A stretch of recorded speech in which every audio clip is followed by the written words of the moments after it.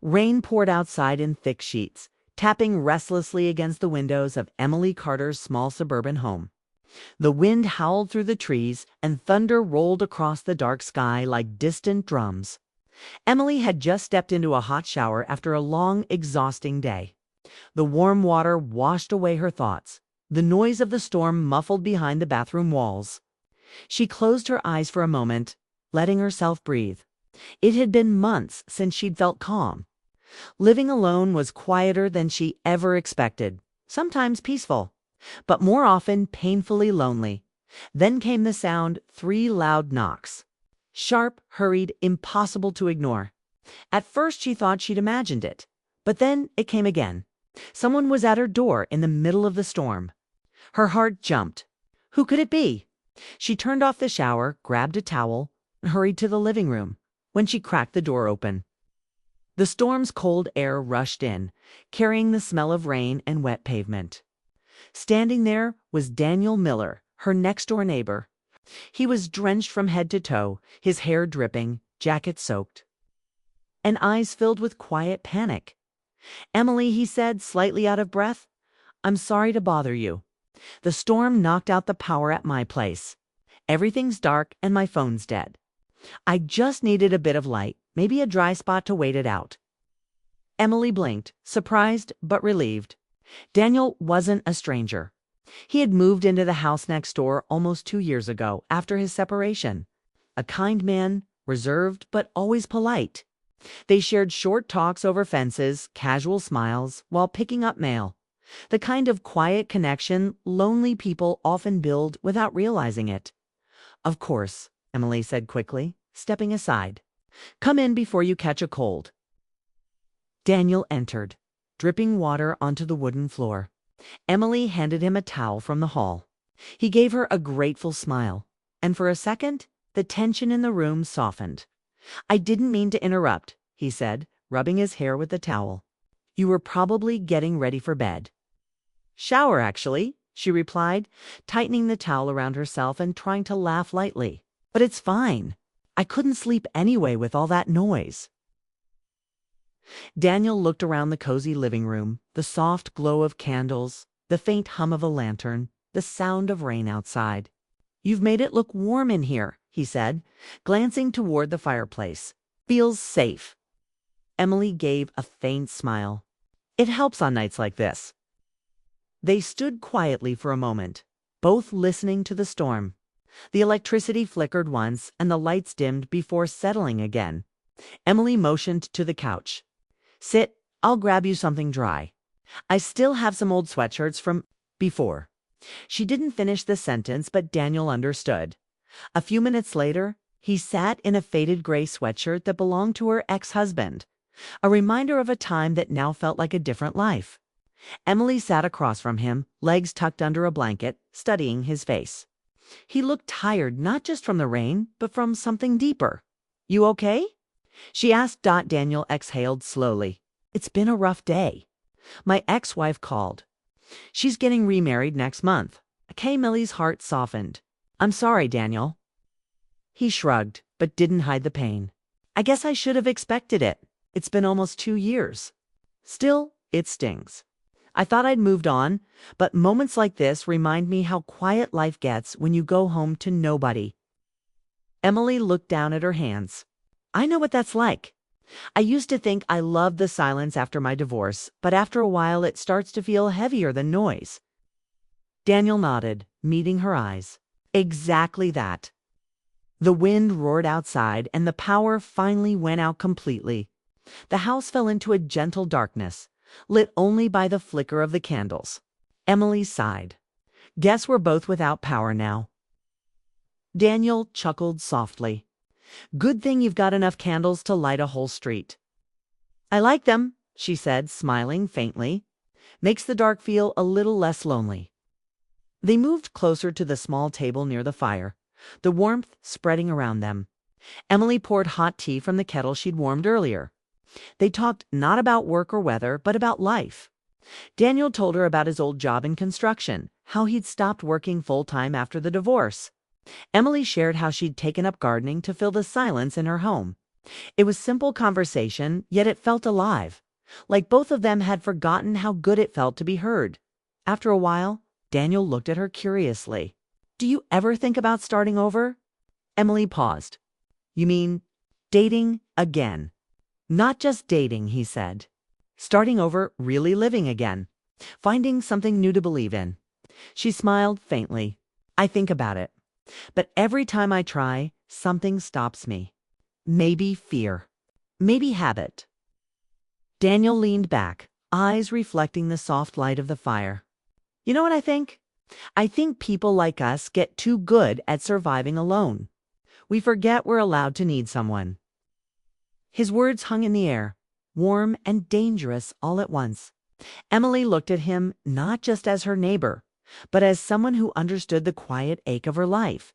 Thunder cracked again, closer this time. Emily jumped slightly, and Daniel's hand brushed hers without thinking. The touch was brief but real. They both froze. "Sorry," he murmured. "It's okay," she whispered. The silence that followed wasn't awkward. It was full of unspoken understanding, shared loneliness that had found a mirror in another person. Emily stood up suddenly, her voice softer. "I should put on something dry. Be right back." Daniel nodded. "Take your time." In her room, Emily dressed quickly, her mind racing. She wasn't sure what she was feeling. Comfort? Nervousness? Something else entirely. When she returned, she found Daniel standing by the window, watching the rain slow into a drizzle.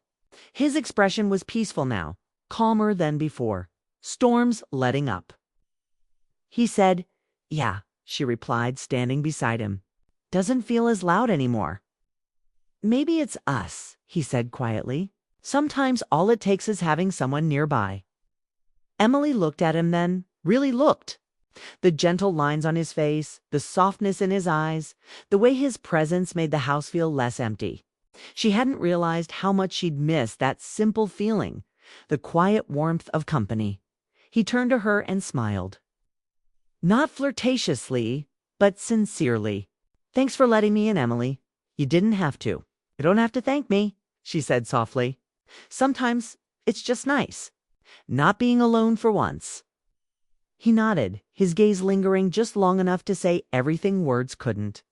The clock ticked slowly. The air between them felt still, almost fragile. Like one wrong move could break the calm or change it forever. Finally, Daniel spoke. "I should probably head back. The power might be up again." Emily hesitated, then said, "Or you could wait a little longer." "Just in case." He smiled. "I'd like that." They sat again by the fire, quiet but content. The storm outside had weakened to a soft rain, tapping gently against the windows. No longer angry, almost peaceful. The room glowed warmly, and for the first time in years, Emily felt something she hadn't felt in a long time. Safe. She didn't know what the night would mean later, or how this moment would change the way she saw Daniel. All she knew was that for the first time since her divorce, her heart didn't feel empty. It felt alive as the clock struck midnight. Emily looked toward the man sitting across from her, the man who'd once been just a neighbor, but now felt like something more. Maybe the unexpected knock at the door wasn't bad luck after all. Maybe it was the universe's quiet way of reminding her that even in the middle of a storm, there could still be warmth. And as another distant rumble of thunder echoed across the sky, Emily smiled faintly and said, "Looks like the storm's finally passing." Daniel looked back at her and nodded. "Yeah," he said softly. "Maybe it is." The next morning arrived slowly, with a pale golden light slipping through the curtains. The storm had finally passed, leaving the air clean and quiet. Emily stirred awake on the couch, wrapped in a blanket. For a moment, she couldn't remember how she had ended up there until she noticed the faint scent of coffee drifting through the room. Daniel was in the kitchen. He stood by the counter, his hair still damp from an early shower, wearing the same sweatshirt she'd lent him. The scene felt strangely natural, as if this was something they had done 100 times before. "Good morning," Emily said, her voice soft and sleepy. Daniel turned, smiling. "Morning. I didn't mean to wake you." The power came back around 5. I figured I'd make us some coffee before heading out. Emily sat up slowly, pulling the blanket tighter around her. You made coffee. You might be the first guest who's ever done that here. He laughed quietly. Old habit. My mom always said, if someone gives you shelter, repay them with warmth. So here we are. She smiled at that. A real, warm smile that reached her eyes. The morning sunlight painted soft colors across his face. And she noticed how at ease he looked, how natural he seemed in her kitchen. It had been so long since she had shared space with anyone. They sat together, sipping coffee as the world outside slowly woke up. Birds began chirping again, and the wet streets reflected the soft light like glass. Daniel looked thoughtful. Last night felt strange, didn't it? Like everything slowed down for a while. Emily nodded. It did. I haven't had a night like that in years. For a moment, neither spoke. It wasn't awkward silence, it was the kind of quiet that comes when two people understand each other without needing to explain. Then Daniel leaned forward slightly. You know, I was thinking, maybe this storm wasn't just bad weather. Maybe it was supposed to happen. Lee tilted her head. Supposed to? Yeah, he said with a half smile. If the storm hadn't knocked my power out, I wouldn't have come over. And if I hadn't come over, we wouldn't be sitting here now. Emily looked down at her cup. Maybe you're right. Maybe storms bring more than rain sometimes. He smiled faintly at her answer. And for a while, they just sat there, two people who had been alone too long, finding comfort in each other's quiet company. After breakfast, Daniel stood and said, I should probably check my place. Make sure it's not flooded. Course, Emily said, standing too. But her heart felt heavy at the thought of him leaving. Before he stepped out, Daniel turned at the doorway. Emily, thank you again. I mean it. She smiled softly. You're welcome any time, Daniel. He gave her a small nod and walked out, the door closing gently behind him. Emily stood there for a moment, staring at the empty doorway. It was strange how someone could walk into your life for one night and change the feeling of an entire house. The rest of the day felt unusually quiet. She tried reading, cleaning, even tending to her plants.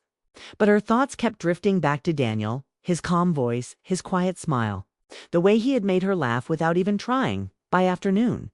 She looked out her kitchen window and saw him in his yard clearing branches blown down by the storm. He noticed her watching and waved with a small grin. She waved back before quickly turning away, a blush rising to her cheeks. That evening, as the sun dipped low, there was another knock at her door, softer this time. But familiar. Daniel, she said, smiling when she opened the door. Back again. He chuckled. I was returning your sweatshirt. But honestly, I was also hoping you'd have some of that tea again. She laughed. Come in. I was just about to make some. This time, the mood was different. The storm was gone, but something else hung in the air, an invisible warmth that neither of them could ignore. They sat again by the fireplace, though it wasn't cold. The soft glow filled the room, casting golden light over their faces. Daniel talked about his childhood, about growing up near the coast and how the sound of rain always reminded him of home. Emily shared small memories from her marriage, not the sad parts, but the simple ones.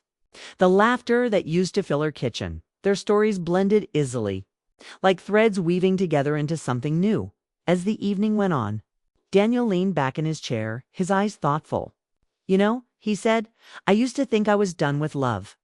I told myself I'd just focus on work, keep life simple. But last night reminded me that maybe it's not over yet. Emily's heart beat faster, though she kept her voice calm. It's never really over, Daniel. It just changes shape, I guess. He looked at her then, a long, searching look that made her feel seen in a way she hadn't felt in years. Maybe you're right, he said softly. The clock ticked slowly.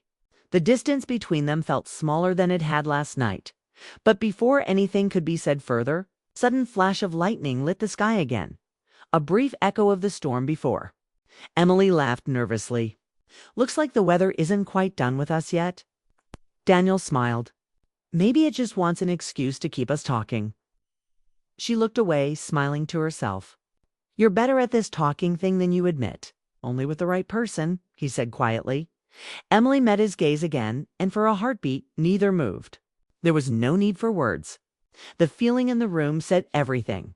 Eventually, Daniel stood up.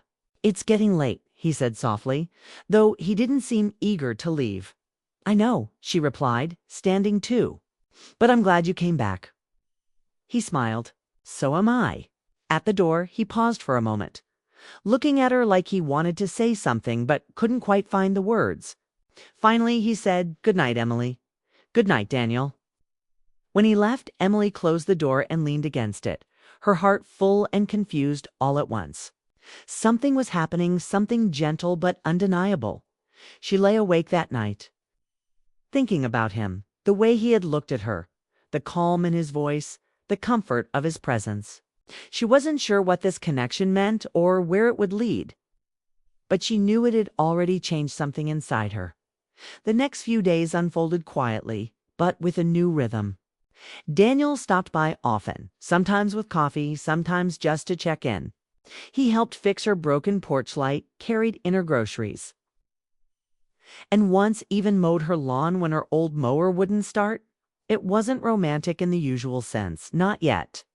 It was something subtler, a friendship wrapped in warmth and growing trust. But beneath it all, there was a spark neither could ignore. One evening, as they stood outside watching the sunset fade into shades of gold and violet, Daniel said softly, "You ever wonder why people meet when they do? Why some people come into your life just when you've stopped expecting it?" Emily nodded. "All the time. Maybe it's life's way of reminding us we're not finished yet." Daniel looked at her for a long moment, then said quietly, "I hope not." The wind picked up gently, carrying the faint scent of rain again, not a storm this time, just the promise of one far away. As they stood there side by side, Emily realized something. The quiet wasn't heavy anymore. It didn't ache the way it used to. The silence between them was alive, full of possibility. When Daniel left that night, he turned at her gate and said, "Tomorrow, maybe I'll cook dinner for us at my place. I make a mean lasagna.